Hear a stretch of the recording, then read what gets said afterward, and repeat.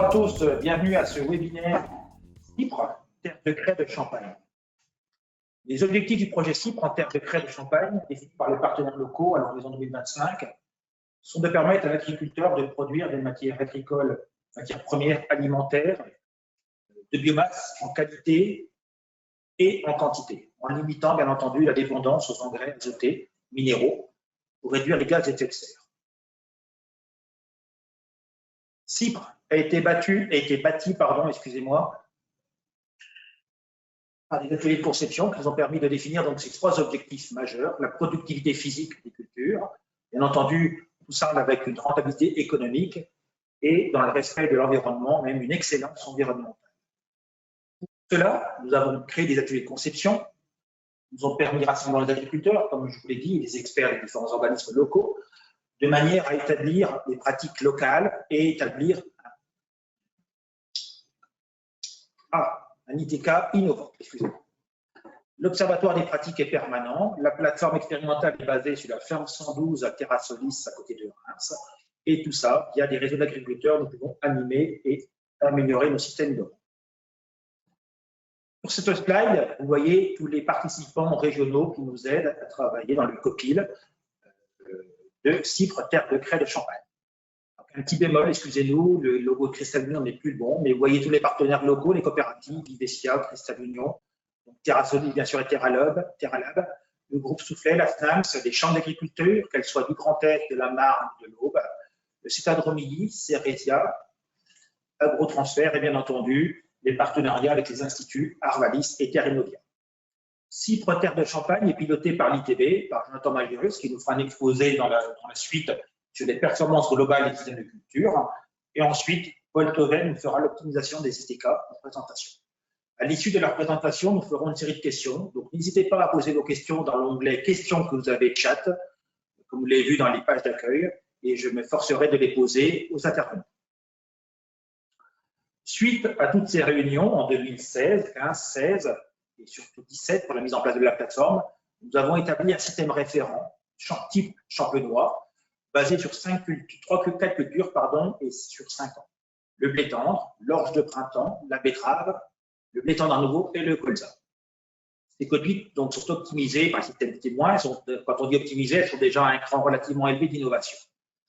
C'est le système référent qui servira de base à tous nos calculs par la suite. Justement, voici les objectifs qui seront définis, toujours par rapport à ce système témoin que vous avez. Donc, le système innovant sur 10 ans doit faire mieux en marge un produit brut par rapport au système témoin, doit produire plus d'énergie brute entière, que la marge semi-nette soit aussi supérieure. Par contre, on utilise moins d'engrais minéraux, comme je l'ai dit, qu'on consomme moins d'énergie et qu'il y ait moins de gaz à effet de serre. Et tout ça tendre avec des réductions d'IFT et d'augmenter le stock de matière organique, ce qui n'est pas le plus simple, des fois, en Champagne. Et tout ça nous a rajouté une contrainte supplémentaire en 2019 avec l'arrêt du glyphosate.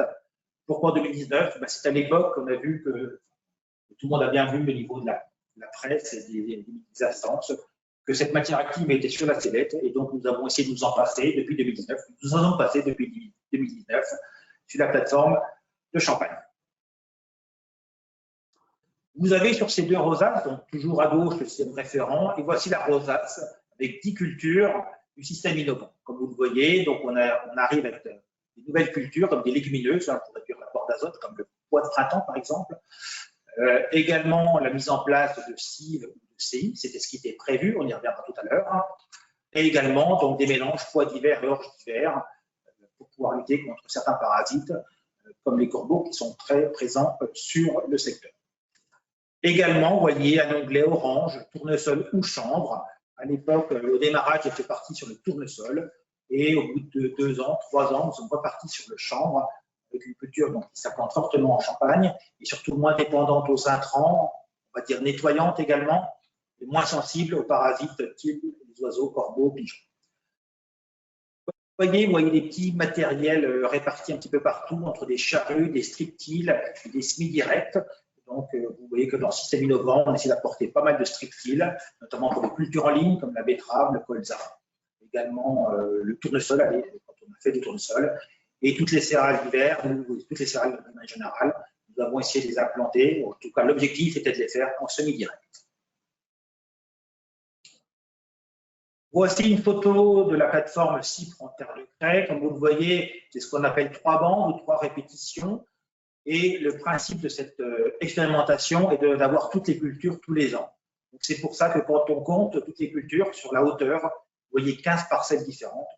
Toutes les cultures se présentent tous les ans. Et comme ça, donc l'effet climatique est, je vais pas dire gommé, mais absorbé par toutes les cultures tous les ans. Chaque parcelle fait 24 mètres de large et 70 mètres de long. C'est en dehors plus fort qu'une surface parcellaire dite d'expérimentation globale de 10 mètres carrés. Ce n'est pas à votre niveau des parcelles agriculteurs, mais on s'y rapproche. Et du coup, ces coupons sont travaillés avec du matériel agricole et pas du matériel d'expérimentation. Voilà une photo de la plateforme. Quelques revers depuis le début de cette implantation. Donc, l'objectif, c'est quand même 2025. Hein, donc là, nous sommes à mi-parcours. Vous voyez des ronds rouges, donc ce qui montre que nous n'avons pas pu faire ces opérations-là, comme les SMI directs. Les SMI directs, nous n'avons pas de semoir attitré sur la plateforme pour pouvoir faire ces SMI. Nous essayons d'avoir des démonstrations de semoir, mais ce n'est pas facile tous les ans. Le matériel plutôt adapté à 24 mètres de large, on ne peut pas travailler des 6 mètres. On a un semoir de 6 mètres disponible pas loin, mais c'est toujours difficile de le mettre en place sur ce secteur-là. Nous n'avons pas fait de sieve, puisque le projet de méthaniseur qui est prévu sur la base 112, TerraLab a pris un petit peu de retard. Donc pour l'instant, nous ne saurions pas les exploiter. Donc, nous faisons que des cultures intermédiaires. Et également, un autre point que nous ne voyons pas là, c'est l'apport de vinasse de betterave, malgré la production betteravière très présente dans le secteur, tout simplement pour des questions d'épandage, toujours pareil, de 24 mètres. Et le 70 mètres ne permet pas aux appareils de pouvoir se mettre en état de marche et pouvoir garantir une bonne répartition de la dose de vinasse. Donc voilà pour cette partie présentation de la plateforme CIPRE en terre de craie. Maintenant, je vais laisser la parole à Jonathan Magérus pour la performance des systèmes testés. Toi, Jonathan. Merci Ghislain. Bonjour à tous. Donc, je vais vous présenter voilà, les performances du système innovant par rapport au système témoin. Donc là, vous retrouvez le tableau que Ghislain vous a présenté tout à l'heure avec les objectifs par rapport à nos différentes contraintes, donc la production d'énergie, les marges directes, le BE, les IFT, les apports d'azote, les émissions de gaz à effet de serre et la consommation d'énergie primaire. Donc, vous avez les résultats depuis 2016, donc la création de la plateforme CIPRE, jusqu'à aujourd'hui. Donc, vous avez les résultats sur 6 campagnes. À savoir que sur la dernière campagne, là, 2022, les résultats sont pour l'instant provisoires, puisque les prix de vente ne sont pas encore tout à fait définis. Les coopératives versent encore des compléments de prix et on se base souvent sur des prix moyens pour les céréales. Et puis, il y a encore quelques inconnus aussi à déterminer. Mais bon, c'est la tendance de cette année pour les chiffres qui apparaissent. Alors, ce que vous pouvez voir sur ce tableau, c'est qu'au niveau des productions d'énergie et de l'efficience, depuis le début de la plateforme, on a des résultats assez réguliers. Donc, des productions d'énergie qui sont plutôt inférieures dans le système innovant par rapport au système témoin. Ça s'explique par des CIPAN souvent qui sont quand même moins développés dans ce système-là par rapport au système conventionnel. Ensuite, dans les 2 lignes qui suivent, la marge directe et le BE, vous pouvez constater qu'on est toujours dans le rouge, donc avec des revenus nettement inférieurs dans le système innovant que dans le système témoin. Avec surtout les campagnes 2019 et 2020 qui sont fortement pénalisantes. Ça s'explique surtout ces 2 années-là par des cultures qui n'avaient pas pu être récoltées, comme les pois et les colzas. Ensuite, et puis 2020, il y a eu également les betteraves, mais on va revenir dessus sur les diapos d'après. Donc, le gros problème de la plateforme, on le voit, c'est ici, hein, c'est au niveau économique, où on est souvent quand même beaucoup dans le rouge, à hauteur de moins 25% de revenus par rapport au système classique. Ensuite, les 4 lignes suivantes, ce sont plutôt la partie environnementale, où là, on peut constater qu'en général, on est quand même dans le vert, donc c'est du positif. Les IFT sont généralement quand même inférieurs dans le système innovant que dans le système témoin, sauf quelques années, mais bon, c'est par rapport à des contraintes climatiques plutôt qu'on peut avoir ça, où là, on a besoin d'utiliser plus de produits phyto sur certaines cultures. On va revenir dessus aussi par la suite. Les apports d'azote sont toujours au-delà de nos objectifs de moins 20%. Mais ça, c'est pareil, c'est par rapport, en fait, on a des cultures de poids dans le système innovant qui ne sont pas dans le système témoin. Et comme ce sont deux cultures où il n'y a pas d'apport d'azote, ça nous permet facilement de grappiller des unités d'azote dans notre système. Et puis, les émissions de gaz à effet de serre et la consommation d'énergie primaire, qui, eux, pareil, sont stables chaque année. Hein. On voit qu'on a le même gain dans notre système chaque année, à peu près. Donc, on va pouvoir développer ces chiffres sur les graphiques qui vont suivre. Paul, tu peux passer. Merci. Donc ici, le graphique marge directe avec les aides qui sont comprises dedans sur la moyenne des années 2019 à 2022. Donc, notre système témoin a des marges directes qui sont de moins 35% en moyenne par rapport au système témoin. Et là, vous voyez tout de suite que ce sont les cultures de diversification qui pénalisent fortement ce système-là. Donc, avec les pois de printemps et les pois d'hiver, qui sont, eux, dans le négatif sur les 5 ans. Et puis, le chanvre, qui, lui, est quand même positif, mais avec de très, très faibles revenus.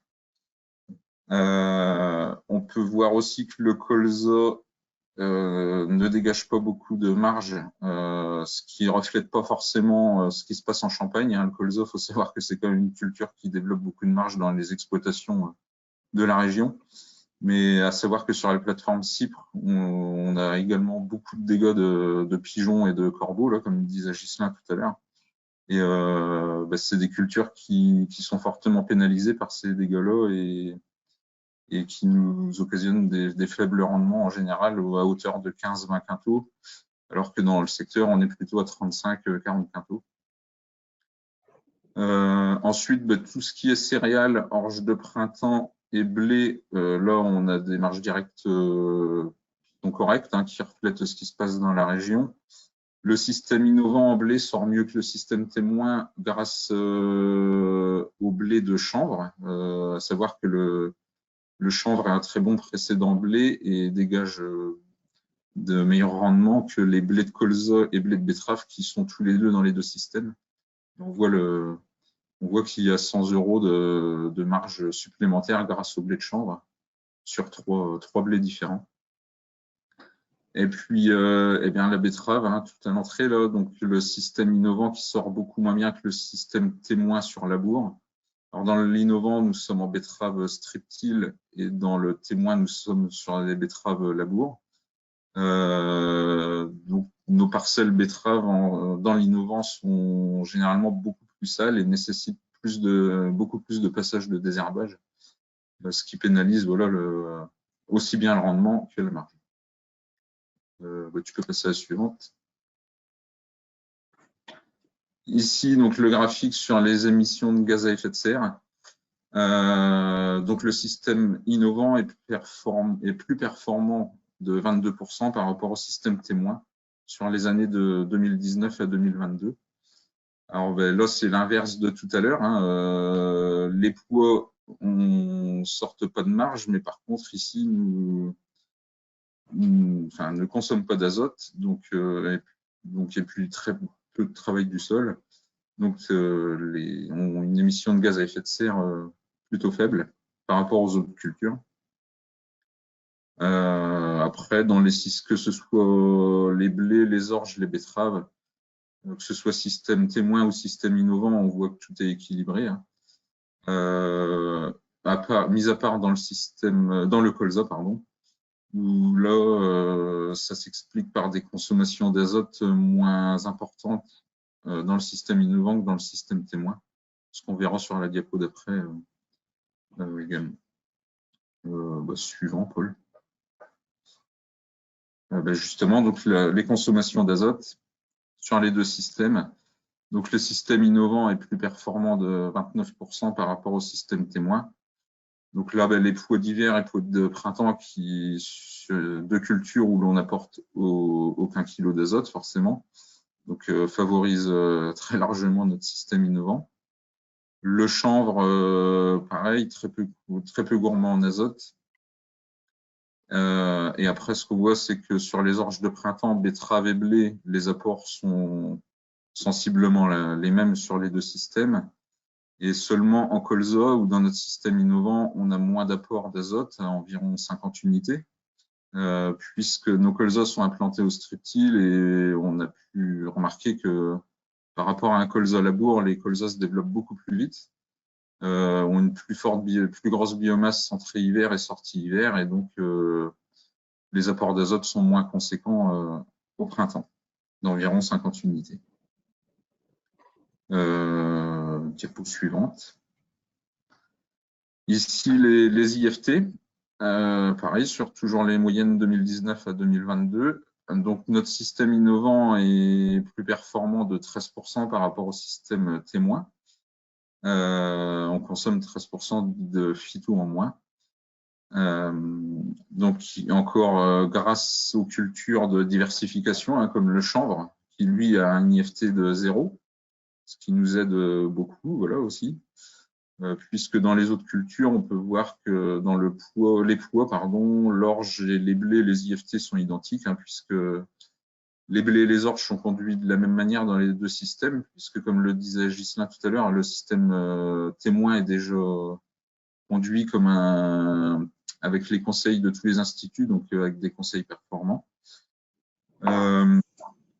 Par contre, l'IFT betterave dans le système innovant est plus important que dans le système témoin, puisque, comme je vous le disais tout à l'heure, les betteraves implantées au streptyle sont souvent beaucoup plus sales que les betteraves après labour, et donc nécessitent 1 à 2 passages de désherbage supplémentaires.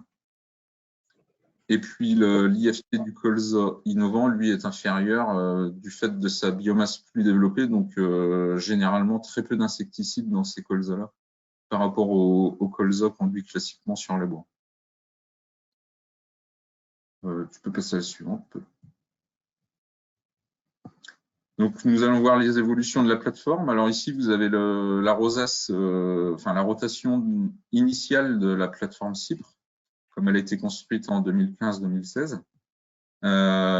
Les changements, on les retrouve dans les encadrés rouges. Alors, c'est l'implantation de trèfle, puisque comme l'a dit Ghislain tout à l'heure, on a abandonné on n'a jamais pu mettre en place les semis directs des blés,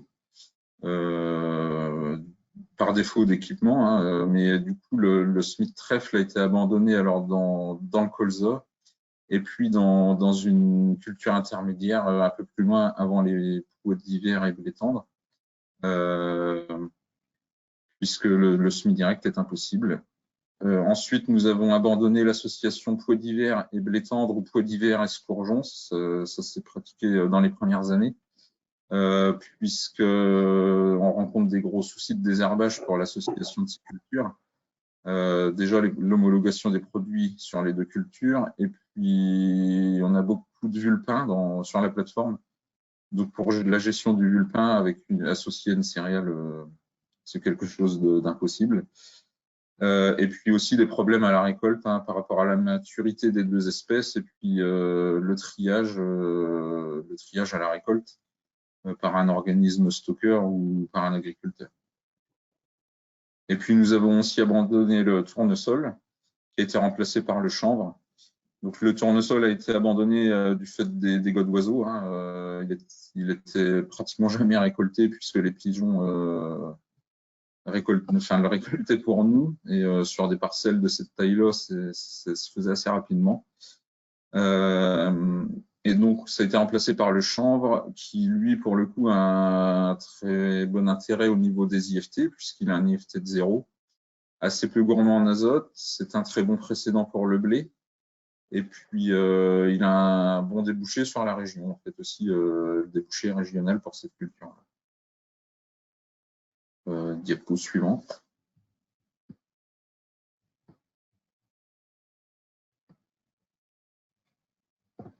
Tu peux mettre la diapo suivante, Paul, s'il te plaît. Ah, tu la vois pas? Non, elle était coupée. Ah, ça y est, merci. Donc, ça, c'est les évolutions sur la plateforme. Donc, ici, vous avez la rotation qui a été mise en place pour la nouvelle campagne 2022-23.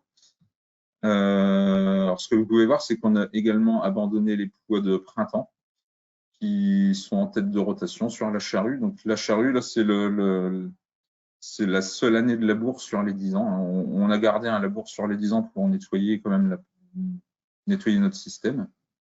Donc, il n'y a plus qu'un seul poids sur notre système, c'est le poids d'hiver. Donc, ce qui fait qu'on a quand même moins de légumineuses et notre système sera moins performant au niveau azote, consommation d'azote dans l'avenir. Deux autres cultures qui ont été interverties, c'est le chanvre et le colza. Donc, le colza a pris la place du chanvre et le chanvre la place du colza pour que le colza soit derrière les pois, justement, et bénéficie de l'effet légumineuse apport d'azote des précédents. Et puis également, on a essayé de garder notre alternance culture de printemps, culture d'hiver, comme on a pu. Mais le système-là paraît assez bien au niveau des alternances, justement. On a intégré les scourgeons pour varier un peu. Et puis, c'est une culture aussi qui se développe de plus en plus dans la région. Et les rendements sont assez réguliers. Et du coup, aujourd'hui, on n'a plus qu'une orge de printemps ou deux selon les années, mais l'orge de printemps est de plus en plus difficile à cultiver du fait des printemps très secs que l'on rencontre. Comme toutes les cultures de printemps, que ce soit betterave, chanvre et orge, c'est des cultures sur lesquelles on a du mal en ce moment. Et oui, j'avais oublié de le dire tout à l'heure, en fait, nos mauvaises performances en betterave et en chanvre sont essentiellement dues au stress hydrique qu'on peut avoir au printemps. J'en ai fini pour cette partie-là. Je ne sais pas s'il y a des questions. Merci Jonathan, merci pour ta présentation. Signaler aussi que Jonathan, c'est le pilote opérationnel sur cette plateforme CIPRE.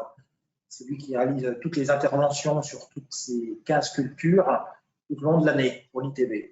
Et sans compter toutes les observations, bien sûr, qui sont faites à côté. Alors, nous sommes pratiquement 60 de connectés aujourd'hui. Pas forcément beaucoup de questions à ce stade. C'est pas une question, mais je vais y répondre. Aussi, c'est une question quand même. On dit qu'il y a un système, que dans le système innovant, il y a un souci réglementaire avec du colza en rayon plus 2, et betterave. Non, puisque nous utilisons des semences sans traitement NNI depuis le début, je dirais, sur cette plateforme.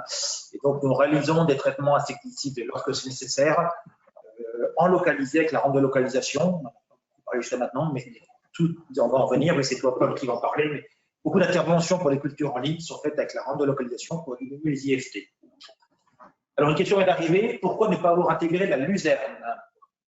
On peut tous y répondre, mais qui s'y colle? Vas-y, Paul, allez. Allez, je me lance.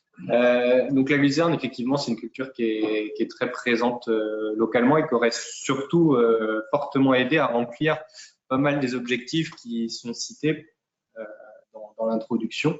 En revanche, c'est une culture qui nous bloque, entre guillemets, allez, on va dire 3 ans dans la rotation et on souhaitait quand même rapidement acquérir des connaissances et des nouveaux enseignements aussi sur les itinéraires techniques. Ça va être l'objet de la suite de la présentation.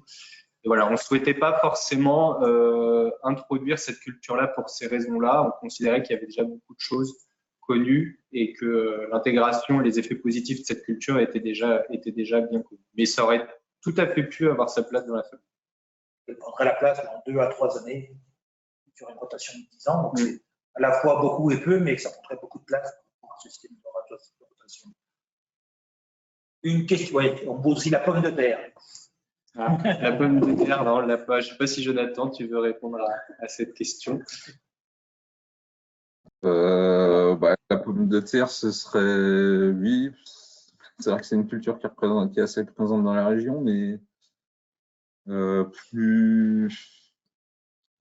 est plus présente dans des terres un peu plus coloré, on va dire. Là, c'est vraiment de la craie, et il faudra un système d'irrigation également. C'est pas mal. C'est vrai qu'on est sur une plateforme qui n'est pas irriguée. On l'a peut-être pas mentionné, mais on n'a pas d'irrigation sur la plateforme. Et puis c'est assez séchant malgré tout.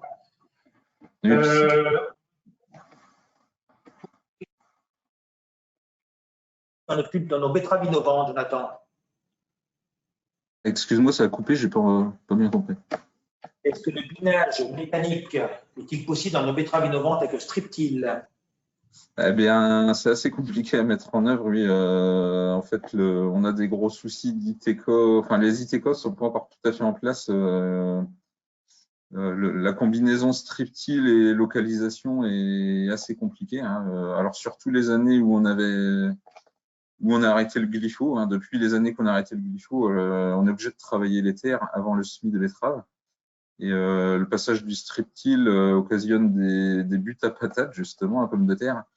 Et la rampe de localisation et le binage sont difficiles à faire. Le binage, on y reviendra un petit peu. Ouais. On me signale aussi de remplacer le pois par le soja dans cette partie champenoise. Il est utilisé, Jonathan? Le soja, oui, s'en fait un peu dans la région, mais on y a pensé, sauf que c'est des débouchés assez fermés aussi. Et soja, c'est quand même une culture qui est très compliquée à désherber. Et faut savoir que la plateforme a un historique d'enherbement assez compliqué à gérer. Merci à ça. Peut-être une dernière question, quoi je les aurais épuisées après par messagerie. L'introduction de cultures intermédiaires a-t-elle permis d'augmenter la séquestration de carbone dans le sol?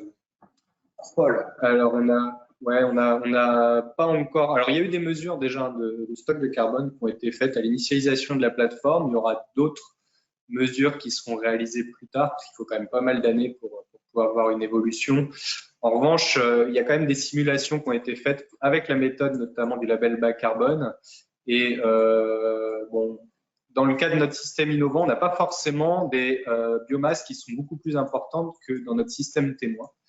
Et donc, il est très peu probable qu'on arrive à discriminer positivement notre système innovant par rapport à notre système témoin du fait d'une productivité supérieure de nos couverts.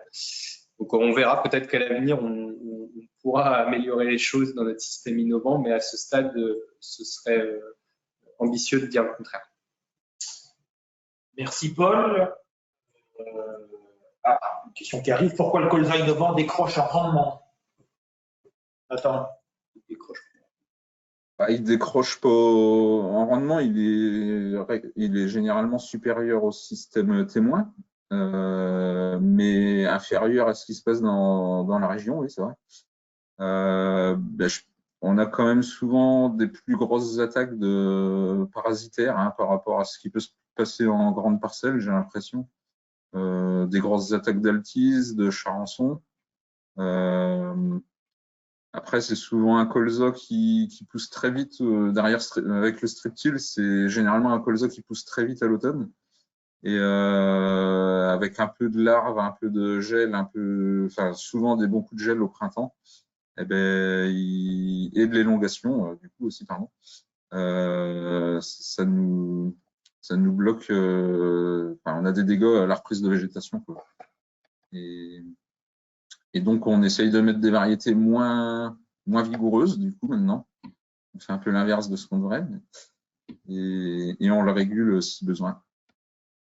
Peut-être un petit point complémentaire qui est lié aussi, par exemple, à ce qu'on constate sur les pois, et ce qu'a déjà un petit peu mentionné Ghislain, c'est que du fait de la taille de nos dispositifs, le moindre dégât qui arrive sur la plateforme, il se paye un peu cash. Et donc, comme on a notamment de nombreux dégâts d'oiseaux, sur cette surface assez limitée, très rapidement, on va perdre beaucoup de rendement. Et ça va être la même chose, par exemple, pour des dégâts de gel. Les effets de bordure, on observe souvent des effets de bordure avec le gel, et ils vont peser aussi assez lourd dans le rendement final obtenu sur des petites parcelles qui ont du coup beaucoup de bordure. Une question qui arrive sur les couverts. Paul, tu nous as parlé pour le carbone, mais comment sont composés nos couverts? Est-ce qu'ils sont stable, je dirais, depuis 5 ans ou on évolue tous les ans, ça fait de changement? Bah, ça va évoluer chaque année selon les enseignements que l'on tire. Après, bah, nos couverts d'interculture vont souvent être basés selon le besoin que l'on identifie dans la succession considérée, hein. Donc, on va introduire des légumineuses dans les successions dans lesquelles il nous semble que cela fait sens.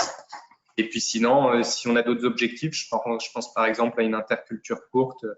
Dans le cas de notre système innovant, bah, on va plutôt partir sur des espèces qui se développent très rapidement, qui sont pas trop pénibles en termes d'implantation pour permettre un semis à la volée, par exemple. Donc voilà, on essaie de diversifier nos stratégies, on les fait évoluer au fur et à mesure de l'évolution de la plateforme.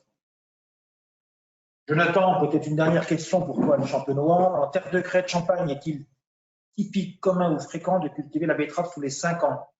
Y a-t-il des rotations plus courtes? Oui, il y a des rotations 3 ans en betterave, hein, betterave bléorge, ça c'est même vu, des betteraves blé-betterave, hein, rotation 2 ans. Mais c'est plutôt conseillé c'est bien déjà de l'étaler sur 2 betteraves sur 10 ans, c'est bien.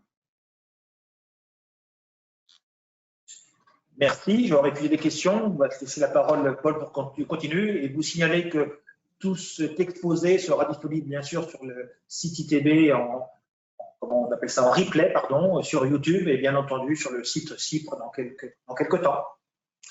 Merci Ghislain, merci Jonathan.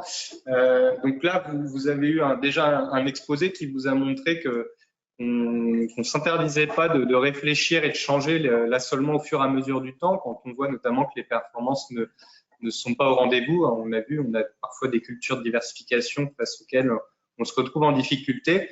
Ces réflexions, on les a pas uniquement à l'échelle de l'assolement, on les a aussi à l'échelle de l'itinéraire technique de chaque culture pour essayer d'atteindre cette multiperformance et donc trouver des compromis pour l'atteindre. Vous allez voir, c'est pas toujours évident et c'est le cas notamment sur nos betteraves. Alors, il y a quelques éléments qui ont été abordés grâce à la discussion, mais sur les betteraves de notre système innovant, on vise à réduire le travail du sol, notamment pour lutter contre les phénomènes de battance, pour réduire les émissions de gaz à effet de serre. On cherche aussi à réduire notre IFT, donc on vise l'utilisation d'une rampe de localisation et d'une bineuse. Et puis en plus de ça, comme l'a dit Ghislain en introduction, bah, il y a la volonté d'essayer de se passer du glyphosate sur la plateforme depuis 2019. Donc on se retrouve dans une situation qui n'est pas forcément évidente à gérer. Alors il y a plusieurs stratégies qui ont été déployées. Je vous présente la première ici sous forme de photo, où en sortie d'hiver, on avait un salissement plutôt à base de graminées. La décision a alors été prise pour que le strip-till travaille dans de très bonnes conditions, de ne pas retravailler le sol, de passer directement en combiné avec le strip-till lors du semis. Derrière, on a pu localiser nos interventions de désherbage et les interventions apicides. Ghislain vous l'a dit, il n'y a pas de semences avec néonicotinoïdes sur betterave. En revanche, derrière, on s'est retrouvé dans une situation de binage très très difficile avec des touffes de vulpin, là, comme vous pouvez le voir. Et on va dire une situation qui n'était pas extrapolable à l'échelle d'un agriculteur. Pour nous, c'était faisable sur notre dispositif, mais dans la vraie vie, ça aurait été compliqué. Donc, on est dans une situation qui est quand même risquée, qui est difficilement faisable et en plus qui a été possible uniquement parce qu'on avait un salissement à base de graminées en sortie d'hiver et non de dicote. Donc, la deuxième solution, c'est celle qui a été plutôt mentionnée par Jonathan tout à l'heure lors de la phase de discussion, c'est de réaliser des opérations de déchômage un peu répétées en sortie d'hiver pour gérer les adventices, remplacer le glyphosate d'une certaine façon. Le problème, c'est qu'on se retrouve là dans un cas où on a une structure du sol qui est veuve. Et quand le strip-till vient passer là-dedans au moment du semis, on a la formation de ces fameuses buttes à patates que mentionnait Jonathan. Donc on perd la trace de guidage et c'est très compliqué de mettre la bineuse aussi là-dedans, même s'il y avait un autre moyen de guidage possible. Donc ça nous mène à des situations qui sont un peu délicates. Par exemple, c'est le cas du système innovant cette année. Je ne sais pas si vous avez encore en tête les valeurs d'IFT sur betterave innovante et témoin, mais cette année, dans le système innovant, on n'a pas été en capacité de localiser nos interventions et de réaliser du binage, alors que dans le système témoin, sur labour, les choses se sont faites correctement. Donc, ça pose un problème et ça remet aussi un petit peu en question dans un contexte où on voudrait se passer du glyphosate, l'utilisation de ce strip-till. Alors ici, quand on regarde les données de rendement qui vous sont données pour différentes années, où on a en rouge notre betterave du système témoin, donc sur labour, et en vert et en bleu notre betterave nos deux betteraves du système innovant sur Streptil, on voit qu'au-delà des difficultés techniques que l'on a, à ce stade, dans les itinéraires conduits, on ne trouve pas un gros bénéfice agronomique qui se traduirait par un gain de rendement à l'utilisation du Streptil. Donc forcément, tout ça, ça nous met un petit peu en question parce que on a même quelques années, et notamment en 2022, des performances qui ressortent moins bonnes dans notre système innovant que dans notre système témoin. Alors, ça ne veut pas dire qu'on n'a plus d'idées, ça veut dire qu'il faut qu'on trouve d'autres solutions, qu'on se projette sur des itinéraires qui répondent à nos objectifs. Alors, on a la chance dans notre système innovant de 10 ans d'avoir 2 betteraves, une toutes les 5 ans, comme ça a été mentionné tout à l'heure. Donc, on va dire aussi dans une projection d'expérimentation, on ne s'interdit pas de réaliser 2 itinéraires techniques différents. Alors, la volonté, c'est de remettre le Streptil dans ses conditions, on va dire, optimales. Donc, travailler dans un sol qui est bien ferme. Donc, le premier itinéraire qui est envisagé pour la suite, c'est donc de réintroduire le glyphosate, en revanche, pour derrière réaliser notre SMI combiné avec le Streptil et espérer avoir un travail du Streptil qui soit correct pour derrière localiser et réaliser du binage comme on a pu le faire par le passé. La deuxième situation que l'on envisage, c'est de réaliser, on va dire, un itinéraire en technique culturelle simplifiée beaucoup plus classique, à savoir réaliser des opérations de déchômage répétées avec notamment un déchômage plus profond et une préparation de sol classique où là, on se mettrait dans des situations idéales pour éventuellement réaliser du désherbage mécanique avec une hercéterie et aussi obtenir des bonnes traces de guidage pour localiser et biner. Donc, en gros, se mettre dans des conditions idéales pour une bonne gestion des adventices, qui n'est pas toujours évidente sur la plateforme, comme le disait Jonathan. Alors, la question se pose de savoir quel itinéraire on met où. Alors, la décision a reposé, on va dire, en partie sur un des enseignements que l'on a tiré de la plateforme sur une des 2 betteraves du système innovant, qui est celle-ci, qui a pour précédent du blé et qui avait pour antécédent du tournesol, maintenant du chanvre. Et on a remarqué sur cette betterave qu'on avait un salissement plus important. Vous avez sur le graphique de droite un graphique qui vous donne la note de satisfaction de désherbage à la récolte pour différentes campagnes. Et vous avez encadré en noir la note pour cette betterave-là. Et on se rend compte que les notes sont globalement moins bonnes parce que l'on a en fait un salissement en kénopode plus important sur ces betteraves-là, un salissement qui est toujours plus compliqué à maîtriser. L'hypothèse qui est faite à ce stade, c'est que sous tournesol ou sous chanvre, on arrive souvent dans une situation où on a un salissement plus ou moins important en kénopode, mais surtout des kénopodes qui ont le temps de monter à graines. Donc l'hypothèse principale qui est faite, c'est que cet antécédent peut aussi avoir un effet un peu négatif sur la gestion du désherbage de cette modalité de betterave. Donc en gros, la décision qui a été prise, c'est de favoriser l'itinéraire qu'on considérait être le plus efficace pour lutter contre les adventices et donc abandonner le Streptil et le conserver uniquement sur l'autre modalité dans le système innovant, à des fins d'expérimentation. Alors, dans le cas du colza, je dirais qu'on va se retrouver confronté à des situations un petit peu similaires. Alors, il y a eu quelques enseignements, tout du moins, je pourrais dire validation d'enseignement, notamment au début de la plateforme, où on a mis en place dans le système innovant la stratégie du colza robuste qui, depuis, est bien intégrée dans le conseil de Terra Innovia. Alors, à savoir que dans notre système innovant, on a en précédent un poids de printemps, tout du moins on avait, maintenant ce sera un poids d'hiver. On a une implantation Streptil et on a une association avec des légumineuses. Et il y a quelques années, on discriminait notre témoin et notre innovant par cette implantation de légumineuses en plantes associées et aussi par une date de semis qui était un petit peu plus précoce, telle que conseillée en fait aujourd'hui par Terra Innovia. On se tenait prêt, on va dire, début août, mi-août à semer notre colza. Donc, il y a des années comme celle-ci, 2019-2020, où on s'est retrouvé fortement différencier notre colza innovant par rapport à notre colza témoin, parce qu'on était vraiment dans une stratégie optimisée. Alors, comme l'a dit Ghislain en introduction et comme l'a rappelé Jonathan, l'objet de notre système témoin, c'est d'appliquer les conseils optimisés des instituts techniques. Donc, on a bien été obligé, entre guillemets, de réajuster la conduite de notre système témoin, parce qu'en quelque sorte, on trichait un petit peu pour discriminer nos 2 modalités. Donc, dans le système témoin, on a aussi réavancé la date de semis, on se tient prêt à la même période, environ début août, mi-août, et on a une association avec des févrons. Aujourd'hui, ce qui vient principalement discriminer notre colza du système innovant et notre colza du système témoin, c'est l'implantation streptile et c'est le précédent. Et enfin, dans ce système innovant, comme sur betterave, comme on l'a mentionné sur betterave tout à l'heure, on a aussi cette volonté d'essayer de localiser les premières interventions herbicides et insecticides et de réaliser du binage. Alors, on s'est essayé à implanter des plantes associées uniquement dans le rang de notre colza pour essayer de pouvoir biner, avec ici du fenugrec implanté avec le microgranulateur du SMOA. Bon, vous voyez que le développement est très limité et encore cette année, c'était pire. Donc, on le voit bien, des compromis à faire et des choix à faire et peut-être à l'avenir abandonner ces plantes associées parce qu'on considère qu'à côté de ça, on est très performant et qu'on a un bon développement de notre colza. Et c'est ce qu'on voit ici avec un graphique qui vous donne les biomasses fraîches pour les différentes campagnes de notre colza innovant en bleu et notre colza témoin en marron. Et ce qu'on remarque, c'est que pour beaucoup de campagnes, on a une performance, un meilleur développement de notre colza à l'automne. Alors même quand les dates de semis et les plantes associées ont été mises en place sur le système témoin, même quand on a rapproché les deux itinéraires techniques, notamment parce que, comme le mentionnait Jonathan, on a une bonne implantation avec notre streptile, puis on a aussi notre précédent poids qui aide fortement au développement. Alors, on a eu une année un peu particulière, 2020-2021, où là, on a eu besoin de ressemer le colza du système témoin parce qu'on a eu un épisode orageux très important. Notre colza sur labour n'a pas tenu, tandis que le colza du système innovant, quand lui s'est maintenu, on a pu le conserver. Et c'est ce qui explique aussi en partie la différence de biomasse observée sur cette campagne-là.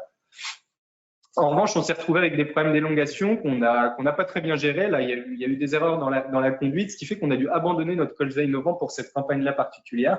Et c'est quelque chose qui aurait probablement pu être évité. En revanche, et c'est l'intérêt de mener des expés sur plusieurs années, on voit que pour cette dernière année, 2022-2023, la campagne en cours, on a un enseignement un peu différent. On a une tendance à l'inverse, c'est-à-dire qu'on a un développement dans le colza témoin qui s'est mieux fait que dans le colza innovant, où là, cette année, on a implanté un peu plus tardivement notre colza et on s'est retrouvé dans des conditions très sèches. Et on suppose que le labour a permis de remonter de la fraîcheur, ce que n'a pas permis de faire le streptile, favorisant ainsi le développement du colza à l'automne. Ce meilleur développement, il se traduit aussi sur l'IFT insecticide. C'est ce que vous présentez aussi, Jonathan, sur les performances globales du colza, avec un IFT qui est souvent moindre, où on a en bleu l'innovant, en marron le témoin. Et certaines années, on a des meilleures performances de notre système innovant par rapport au système témoin, parce qu'on a pu faire l'impasse sur quelques interventions insecticides.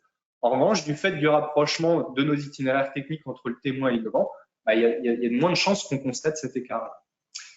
Et puis, je vous ai mis à gauche une petite photo juste pour illustration. Alors, avoir un bon développement du colza à l'automne, c'est important pour les insectes. C'est important sur notre plateforme aussi pour les oiseaux, parce que là, c'est une photo qui a été prise l'année dernière. Et vous voyez des dégâts d'oiseaux très conséquents sur colza. Donc, on avait des situations. Cette année-là, on avait un colza innovant qui était bien développé et sur lequel il y avait beaucoup moins de dégâts, ou tout du moins, les dégâts étaient moins problématiques du fait de ce bon développement. Quand on regarde les rendements qui vous sont donnés ici pour différentes années avec en vert le colza innovant et en rouge le colza témoin, on voit qu'on a quand même un colza innovant qui a tendance à s'en sortir bien mieux que notre colza témoin, alors hormis l'année 2021 pour la raison que je viens de vous citer. Donc on a globalement une stratégie qui convient bien, qui nous semble être performante et dans laquelle l'utilisation du streptile s'inscrit bien.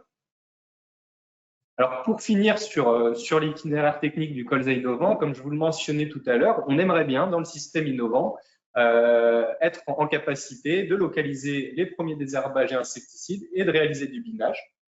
Et là, on se retrouve un peu dans un scénario similaire à celui que je vous décrivais pour la betterave, c'est-à-dire que si après la récolte du précédent, on vient réaliser de nombreuses opérations d'échômage, on risque de se retrouver avec un streptile qui va mal travailler, qui va former des buttes, perdant la trace de localisation et empêchant aussi le binage. Donc, on a décidé à ce stade, en tout cas, de réintroduire le glyphosate dans cet itinéraire technique. Enfin, sur les céréales, vous allez voir que ça va être un petit peu plus simple parce que sur nos céréales, on a des conduites qui sont beaucoup moins différenciées. On a plus d'innovation à aller chercher sur nos céréales. Vous avez ici, pour le blé, les rendements qui vous sont donnés pour différentes modalités. En format boîte à moustache. Donc, la ligne horizontale correspond à la médiane et les 4 segments ici correspondent aux effectifs, à 25% des effectifs. Vous avez les rendements qui vous sont donnés pour les campagnes 2019-22. Et pour les deux premières modalités qui sont entourées en rouge, qui sont des blés de colza, ici du système témoin et ici du système innovant, on voit qu'on a des performances de rendement qui sont très proches, mais tout simplement parce qu'on a des itinéraires techniques qui sont aussi très, très similaires. La seule chose qui pourrait différencier ces deux blés, c'est qu'en antécédent du blé du système innovant, on a une légumineuse, on avait tout du moins une légumineuse. Pour les blés de betterave, ici du système témoin et du système innovant, les enseignements sont identiques. On a des itinéraires techniques qui sont très similaires. Et puis pour le dernier blé, c'est celui que vous mentionnez, Jonathan, tout à l'heure. C'est le blé qui suivait avant le tournesol et qui suit maintenant le champ. On a globalement une performance en termes de rendement qui est bien meilleure, même que nos blés de colza qui sont sur la plateforme, alors qu'ils sont implantés à des dates similaires, voire un peu plus tardives après champ, avec des variétés similaires. Alors ça permet parfois de mettre un petit peu de perspective sur les résultats de certaines cultures de diversification. C'est ce que je vais essayer de vous montrer ici avec une slide qui vous donne des résultats de marge directe en comparant deux successions culturales, le champ blé-betterave de notre système innovant et le blé orge-betterave de notre système témoin.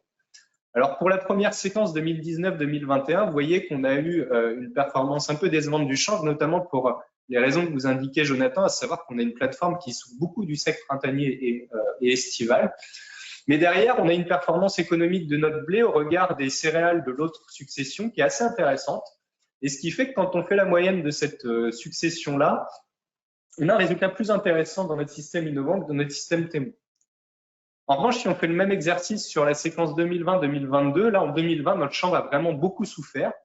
Le blé, lui, a toujours eu des performances de production et économiques intéressantes au regard des céréales de l'autre succession étudiée. En revanche, on a aussi eu des problèmes, et pour les raisons que vous mentionnez tout à l'heure, en partie de salissement, de notre betterave qui venait 2 ans après le champ, et des performances économiques moins bonnes de cette betterave sur le système innovant par rapport au système témoin. Alors, il y a pas mal de raisons derrière celle-là, il n'y a pas uniquement le salissement, mais voilà. Il en est que le bilan en moyenne de cette succession-là est moins bonne dans le système innovant que dans le système témoin. Et pour la dernière séquence 2021-2023, alors avec les betteraves qui vont venir en 2023, on avait là en 2021 un chanvre qui était dans des conditions un petit peu plus faciles, puisqu'en 2021, la condition d'humidité au printemps, enfin surtout à l'été, était plus optimale. Derrière, on a un blé qui a très bien performé au regard des céréales présentes sur la succession du système témoin. Et donc, on a une performance moyenne de cette séquence-là à ce stade. On verra ce qu'il en sera une fois que les betteraves auront été récoltées l'année prochaine. On a une performance qui est meilleure sur le système innovant que sur le système témoin. Alors, bon, ce travail, il est forcément un peu critiquable parce qu'on compare deux successions. Donc ça peut être discutable. En revanche, ça permet juste d'illustrer le fait que parfois les performances un peu décevantes de certaines cultures de diversification sont bien à mettre au regard de ce qui va se passer derrière sur la performance des cultures suivantes. Et ça, c'est toute la force des dispositifs CIPRE. Grâce au dispositif que vous avez présenté, Ghislain, en photo en début de présentation, on a chaque culture qui est présente chaque année. Et c'est quand même une richesse assez importante. Alors, je vous le disais, hein, sur céréales, on a tendance à peu différencier les conduites du système innovant et du système témoin. Vous avez ici l'arrosage du système innovant qui vous est présenté, qui vous a déjà été montré tout à l'heure. Et c'est vrai qu'on a abandonné le pois de printemps, comme vous le mentionnez, Jonathan. On a une légumineuse en moins. Donc, il y a un enjeu vraiment de réintroduire au maximum, alors ça passe aussi par les couverts d'interculture, hein, mais les légumineuses dans l'assolement. Et donc, une des ambitions, c'est cette année, essayer d'implanter du trèfle blanc sous couvert de céréales. Donc, nos deux modalités de blé qui sont ici pour ensuite les maintenir en interculture à minima. Enfin, pour terminer sur orge, les enseignements sont à peu près similaires, si je puis dire, puisqu'on a des conduites culturelles qui sont relativement proches. Donc là, vous avez les résultats pareils qui vous sont donnés pour 2019-2022 des rendements de nos deux modalités, le système témoin, l'orge de notre système témoin, l'orge de notre système innovant. La seule différence, c'est le fait que notre orge du système témoin est sur la bourre, tandis que là, on est en technique culturelle simplifiée. Alors, ça peut impacter un petit peu la qualité du désherbage mécanique que l'on met en place sur les deux systèmes. Depuis la campagne 2020, on utilise une RC-Tree sur nos orges. Alors, comme on le disait tout à l'heure, notre système témoin étant aussi optimisé, le passage d'RC-Tree est tout à fait recommandé sur orge. Donc, on réalise ce passage aussi bien sur le témoin que sur l'innovant. Et ça nous a permis en 2020 et en 2022 de faire l'impasse sur le désherbage. Alors, c'est un graphique pardon, qui vous donne les valeurs d'IFT et herbicides ici. Alors, en revanche, en 2022, on a une intervention qui a été nécessaire sur les vivaces, mais là, l'RC-Tree n'y peut rien. En revanche, en 2021, on a eu des conditions d'humidité un petit peu plus importantes, un peu meilleures, et il y a eu des relevés derrière qui ont nécessité de réaliser une intervention. Et voilà, on mobilise des pratiques qui sont vertueuses, aussi bien sur notre système témoin et sur notre système innovant, à partir du moment où celles-ci sont conseillées. Donc voilà, toute cette présentation, je vais essayer de vous la résumer en quelques mots. Vous voyez qu'avec les différents éléments qui vous ont été montrés, c'est pas évident d'avoir une petite performance. On a beaucoup de difficultés. On voit que d'un point de vue des performances environnementales, les cultures de diversification nous aident beaucoup. En revanche, d'un point de vue de la productivité et surtout économique, c'est plus délicat. Donc ces cultures de diversification, elles sont forcément un petit peu moins performantes. Cependant, pour certaines d'entre elles, et principalement pour le chanvre, c'est important de mettre cela au regard de ce qui peut se passer derrière. Alors, on se rend compte aussi que quand on a beaucoup d'objectifs, parfois on s'y perd un peu. On a un petit peu du mal à faire des choix. Les compromis sont compliqués à trouver. On a eu des difficultés, comme je vous l'ai montré sur betterave ou sur colza, à faire les bons choix et dans des itinéraires techniques qui n'étaient pas forcément faciles à maîtriser avec les contraintes qu'il y avait, et notamment l'absence visée du glyphosate lancé en 2019. En revanche, une des richesses de CIPRE, c'est aussi de pouvoir se remettre en question en permanence pour, quand on se rend compte que les performances ne sont pas bonnes, essayer de redresser la barre. Donc, on peut changer les rotations, on peut changer aussi les itinéraires techniques conduits. Alors, c'est pas sans impact ni sans difficulté sur l'analyse ensuite qui sera faite des résultats. Et forcément, on ne s'interdit pas de faire évoluer les choses dans le temps. Voilà, je vous remercie pour votre attention. S'il y a quelques questions, on les prendra. Je voulais juste en profiter pour faire une petite pub pour les collègues, puisqu'il y a d'autres webinaires qui sont organisés sur CIPRE, et notamment pour les autres plateformes qui sont en place. Alors, il y a déjà eu 2 webinaires, un webinaire un peu de présentation nationale et le webinaire de CIPRE Lauragais qui ont été faits. Donc, les replays sont disponibles sur le site cipre.fr. Et puis, il y a 3 webinaires à venir, CIPRE en Limon Picard, CIPRE Berry, CIPRE Béarn. Donc là, vous pouvez aussi vous inscrire si vous ne l'avez pas déjà fait sur le site cipre.fr. Merci Paul, et rappelez peut-être que dans le CIPRE Limon Picard, il y a également de la betterave. Le site avec betterave, champagne et Limon Picard, donc à Estrée, Mons, sur le site de l'INRA. Une première question, le glyphosate, tu en as parlé, Paul. C'est une question, une remarque plutôt qui me dit c'est étonnant de vouloir réintégrer ce glyphosate alors que ce n'est pas forcément une technique d'avenir. N'y a-t-il pas d'autres solutions pour trouver des solutions, des idées et des itinéraires sans glyphosate?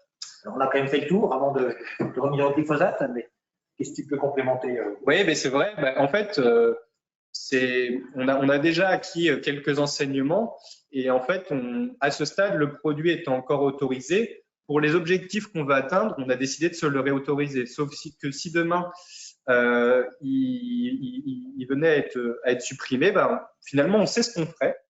On l'a un petit peu décrit avec des opérations de déchômage et des opérations mécaniques répétées. On sait ce qu'on ferait, sauf que on serait peut-être sur des itinéraires un petit peu moins innovants, un petit peu plus classiques. Donc voilà, c'est pour ça que cette décision a été prise. On avait longtemps hésité. Mais on saurait revenir en arrière s'il le fallait et on se priverait juste de viser certains objectifs. Merci. Une question que je vais peut-être poser directement à Vincent Delina, le directeur qui est en face de moi. On nous demande si on envisage d'utiliser un robot pour semer et biner nos colzas, nos betteraves sur CIPRE. La question derrière, avez-vous du budget pour nous offrir un robot de façon? Alors, au niveau budget, vous savez, mon côté analyse, il faut d'abord que je vois l'intérêt. Oui, pourquoi pas, les robots vont sortir et il est évident que travailler avec ces nouveaux outils, il faut se l'appréhender. Oui. Tu nous as parlé de chanvre. Est-ce que le rendement de chanvre a rempli tes objectifs en termes de rendement, en termes de marge brute? Est-ce qu'on peut en attendre encore davantage? Oui, on peut en attendre davantage, hein. Nous, on n'a rarement rempli les objectifs sur cette culture-là. Alors, au début, ça a été un mauvais choix culturel, hein. Depuis 2 ans, on a pu avoir une autre variété l'année dernière et on voit que les résultats sont déjà mieux, hein. Donc, et c'est une culture très intéressante, hein. Le seul inconvénient, c'est comme Paul l'a expliqué, hein, c'est le salissement et on peut retrouver certainement toutes les kénopodes que l'on a dans les betteraves 2 ans plus tard viennent peut-être de cette culture qui se salit malgré des passages de RC-Tri qui sont faits dedans, hein. Mais la RC-Tri n'arrive pas à tout faire. Donc là, tu viens de nous parler plutôt d'inconvénients avec le chanvre, mais quels sont les avantages que tu vois utiliser du chanvre? Ah ben, les avantages, c'est des IFT à 0, très bon précédent pour le blé. Et puis, ça libère beaucoup de temps, hein, puisque c'est uniquement un semis, un passage de RC-Tri, pas mal de boulot à la récolte quand même, mais sur des périodes où généralement on a un peu le temps de faire ça entre les récoltes de betteraves et puis les semis de blé, quoi. Donc non, c'est une culture très intéressante. Oui. Peut-être aussi une remarque, souvent de questions, mais c'est peut-être une remarque, l'objectif de réduction d'IFT de 50% semble difficile à atteindre. Oui, il n'est pas forcément évident à atteindre, d'autant plus qu'on est un peu perturbé en ce moment parce que les calculs d'IFT ont changé. Et du coup, avant, on avait un objectif de réduction lié à une référence régionale et on attend encore l'actualisation de ces références pour se resituer. Donc, juste pour l'anecdote, on va dire, entre guillemets, les premiers résultats qui vous sont présentés pour les 3 premières années, on est bien en comparaison avec cette référence régionale. Par contre, on est pour les années d'après sur une simple comparaison entre le système innovant et le système témoin. Donc, on ne parle plus vraiment de cette réduction, cet objectif de réduction qui était lié à Ecophyto de 50%. C'est a priori compliqué, je ne pense pas que ce soit tout de même infaisable. En revanche, on est en plus dans une situation où la gestion des adventistes n'est pas forcément aisée, donc on ne se facilite pas la tâche. Mais voilà, il faudra des références de calcul qui nous permettent de bien rétablir nos performances vis-à-vis de ces objectifs, ce qu'on n'est pas capable de faire aujourd'hui. Donc, n'hésitez pas à poser vos questions sur le chat. Il y a encore une dernière avant de clôturer, on est à l'heure. Le choix d'une forme d'engrais décarboné pourrait-il améliorer le bilan gaz à effet de serre? Oui, alors je ne sais pas ce qu'on entend par engrais décarboné. Ça peut peut-être être des apports de produits résiduaires organiques. Ça pourrait être une voie. Après, la principale voie pour réduire significativement les émissions de gaz à effet de serre, c'est la réduction de l'azote minéral apporté. Donc ça, on l'a vu, hein, sur les performances montrées par Jonathan, les graphiques des émissions de gaz à effet de serre est très très lié au graphique d'utilisation d'azote minéral. Donc c'est vraiment un levier important pour être performant sur la réduction des émissions de gaz à effet de serre. Sans oublier que la taille d'une parcelle 24 mètres par 70 peuvent perturber aussi les bandages de certaines matières organiques, avec des temps de mise en route, des temps de réglage de dose qui sont quand même relativement importants sur ces petites parcelles de aussi. Ça pourrait nous bloquer. Écoutez, je n'ai plus de questions dans le chat, donc on va pouvoir clôturer cette réunion qui est rapidement d'1 heure. Donc, merci à tous pour avoir posé ces questions et tenu le timing. Et vous rappelez bien entendu que ce replay sera disponible sur le site internet de l'ITB très prochainement, ainsi que sur le site de CIPRE. Écoutez, merci à tous et puis bonne fin d'après-midi. Au revoir.